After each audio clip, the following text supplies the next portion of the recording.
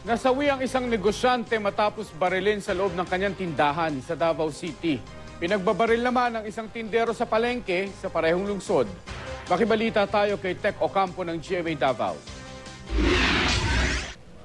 Dead on the spot si Richard King matapos barilin sa loob mismo ng pag-aari niyang tindahan sa Sobrecari Street, Davao City kagabi. Ayon sa pulisya, naghahapunan ng biktima kasama ang ilang empleyado ng barilin siya ng salarin.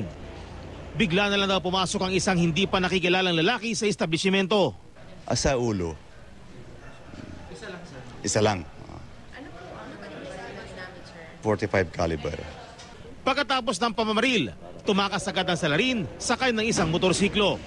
Walang CCTV sa loob at labas ng establishmento, bagay na sana'y malaki ang maitutulong sa paglutas sa krimen.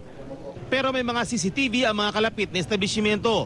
Sisilipin ang mga kuha ng mga ito para mabigyang linaw ang kaso. Sisikapin ding makilala ang gunman. Bago pa nito, isang tendero na ukay-ukay ang binaril sa kanilang pwesto sa palengke sa parehong lungsod.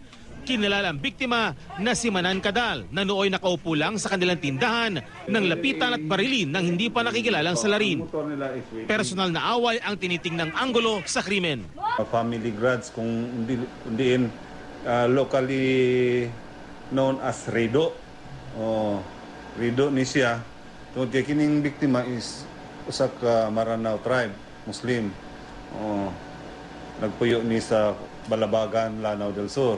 Tech Ocampo, Nagbabalita, Pilipinas.